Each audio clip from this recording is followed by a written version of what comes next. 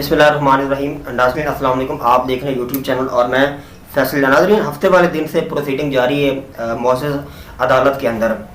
हफ्ते वाले दिन इसके ऊपर कार्रवाई होती रही है, फिर संडे की छुट्टी आ गई और फिर आज सुबह से लेकर शाम तक इसके ऊपर दलाइल और वकला के जारी रहे हैं। कुछ रिमार्क्स हैं मेरे पास मुअज़्ज़ज़ जज साहिबान के, वो मैं आपके सामने एज इट रखने जा रहा हूँ।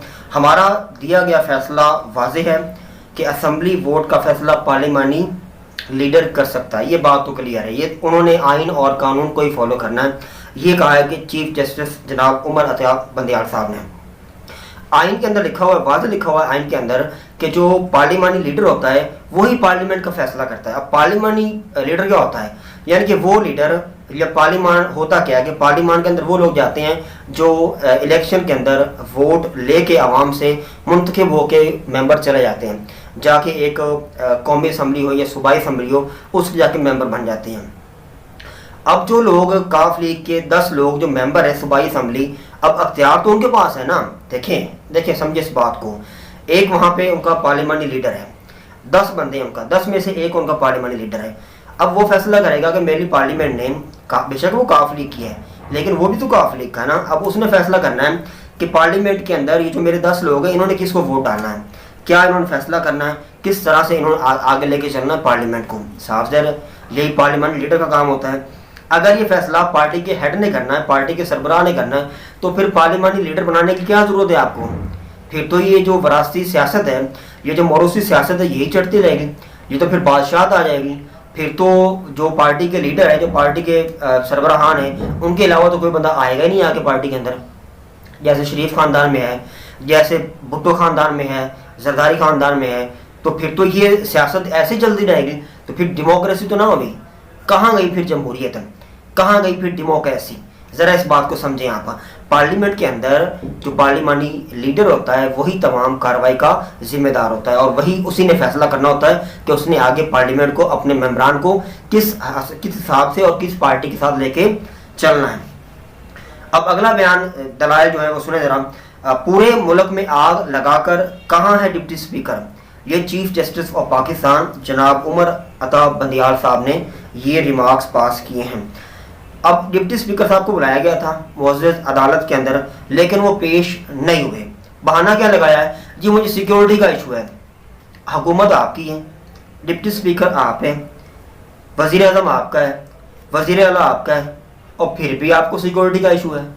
अगर आप अपनी सिक्योरिटी नहीं संभाल रहे हैं तो आपने हमें सिक्योरिटी क्या देनी है, आपने मुझे क्या सिक्योरिटी देनी है, आपने अवाम को सिक्योरिटी क्या देनी, क्या खाब देंगे आप सिक्योरिटी अगर आप अपनी सिक्योरिटी नहीं संभाल पा रहे हैं। अदालत आपको बुला रही है, आप आए नहीं रहे। अजीब तमाशा बनाया हुआ है। आके अदालत ने कहा है कि आके हमें बताएं हमें कि ये जो आपने ये जो रूलिंग दी है ये किस कानून के तहत दी है, ये कहाँ से उठा के दे दी है। अपनी मर्जी के आप फैसले करते फिरते हैं। काफ लीग वोट मुस्तरद नहीं हो सकते, जस्टिस इजाजुल एहसन साहब ने ये रिमार्क्स पास किए हैं। हुकूमत इत्तेहाद की फुल कोर्ट बनाने की दरख्वास्त मुस्तरद। अब ये इन्होंने बड़ा ना एक प्रोपेगेंडा शुरू कर दिया है कि हम जो है ना वो हम सुप्रीम कोर्ट के फैसले को मानते ही नहीं हैं। ओ भाई, जो चीफ जस्टिस है उन्होंने फैसला करना होता है कि मैंने 5 रुकनी बेंच रखना है या 3 रुकनी बेंच रखना। आप कौन होते हैं कहने वाले। ये सारा अख्तियार चीफ जस्टिस ऑफ पाकिस्तान या chief justice of supreme court, उनके पास ये राइट मौजूद है। आप और मैं तो नहीं मशवरा दे सकते कि आप ये करें आप वो ना करें। हमारी मर्जी का तो कभी नहीं। अब हमारे यहाँ बदकिस्मती ये है, तहरीक इंसाफ हो या नून लीग हो या कोई भी सियासी जमात हो, जिसके खिलाफ भी फैसला आ जाए हम उसको तस्लीम नहीं करते। अक्सर ये चीज़ें हमारे माशरे के अंदर बिगाड़ पैदा करती हैं। लेकिन एक होता है फैसले को तस्लीम ना करना, दूसरा होता है कि इदारे के ऊपर चढ़ाई कर देना और गालम गलोच करना। ऐसे ऐसे ट्रेंड्स उन्होंने चलाए हैं जज साहिबान के खिलाफ, अदलिया के खिलाफ। मैं तो आपको दिखा नहीं सकता वो, और वो सारे नून लीग के सेल ने, मीडिया सेल ने चलाए हैं। इसको ऑपरेट कर रही थी मरियम नवाज साहब। बाकायदा मेरे पास कुछ प्रूफ भी हैं, आपको दिखा दूंगा बाद में। ये पीछे आप देख मिलें कुछ। फुल कोर्ट पेचीदा और मुश्किल मामला में बनाया जा सकता है चीफ जस्टिस। ये मामला पेचीदा नहीं है, लिहाजा इसके ऊपर फुल कोर्ट बेंच नहीं बनेगा। जो है इसी के ऊपर आपको गुजारा करना पड़ेगा।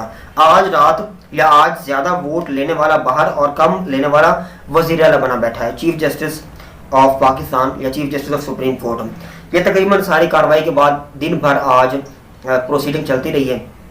कल तक तकरीबन दिन 11:30 बजे तक ये सारी कार्रवाई मुलतवी कर दी गई है। कल दोबारा इसके ऊपर एक मौका और दिया जाएगा। अब ये तीसरा मौका मिलेगा नून लीग को या PDM को कि वो अपने उन्होंने जो रूलिंग दी है वो बताएं आके कि उन्होंने किस कानून के तहत रूलिंग दी है। ये तीसरा मौका उनको कल मिलने जा रहा है और कल 90% चांस है कि इस केस का फैसला हो जाएगा और 90% चांस है कि इस केस का फैसला तहरीक इंसाफ के हक में होगा। क्यों होगा? क्योंकि बच्चा जानता है, हर बच्चे को पता है, छोटे को बड़े को हर बंदे को पता है कि आईने पाकिस्तान के अंदर ये चीज़ है ही नहीं, साफ लिखा हुआ है, साफ तो लिखा हुआ है, मैंने खुद पढ़ा वो, और ये चीज़ सारी क्लियर है वहाँ पर। ये ज़रा तस्वीर देखें मेरे पीछे, अगली खबर, इस तस्वीर को ज़रा गौर से देखें। ये PDM के लोग हैं, तकरीबन कोई 1 दर्जन से ज़्यादा जमातों के लोग इकट्ठे बैठे हुए हैं और ये लोग यहाँ बैठे हुए हैं और ये लोग दरख्वास्त कर रहे हैं, दरख्वास्त नहीं कर रहे, दरख्वास्त अलग होता है, ये लोग धौंस डाल रहे हैं, प्रेशर डाल रहे हैं अदलिया के ऊपर कि वो हमारा फैसला माने और फुल बेंच बनाए। इनको पता है कि फुल बेंच बनना नहीं है, इस वक्त छुट्टियां चल रही हैं और जज साहिबान छुट्टियों पे कुछ बैरून मुल्क गए हुए हैं, तो वो तो है नहीं, लिहाजा ये सिस्टम सारा डिले हो जाएगा जिसका इनको सियासी तौर पर और फ़ायदा होगा। केस के अंदर जो लिखा हो तो फैसला होना ही होना है, वो तो 3 जजेस ने भी करना है और 5 ने भी करना है, फैसला तो वही होना है ना जो कानून के और आइन के मुताबिक है, आप उसको तब्दील तो नहीं कर सकते। ये तस्वीर से देख लें दोबारा और ये देखें ये लोग कब इकट्ठे हुए हैं, जब इनको अपना सियासी फ़ायदा या नुकसान नज़र आया है कि हमें नुकसान हो रहा है, हमें इकट्ठे होकर एक इदारे के ऊपर चढ़ाई कर देनी चाहिए, लिहाजा ये लोग इकट्ठे हो गए। ये देखने ज़रा, ये बीच में बैठे हुए हैं फजलुर रहमान साहब, साइड पे इनके मरियम नवाज साहिबान और उनके साइड में बैठे हुए हैं बिलावल भुट्टो जरदारी साहब। डॉलर 178 से 240 रुपए तक पहुंचा, ये लोग इकट्ठे नहीं हुए।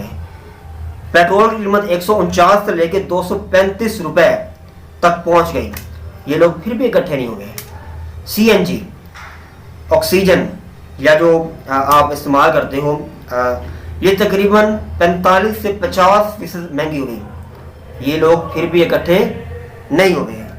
बिजली 3 से 4 गुना इसकी कीमत बढ़ गई, ये लोग फिर भी इकट्ठे नहीं हुए, क्योंकि इन लोगों को अपना फ़ायदा और अपना नुकसान नज़र आता है।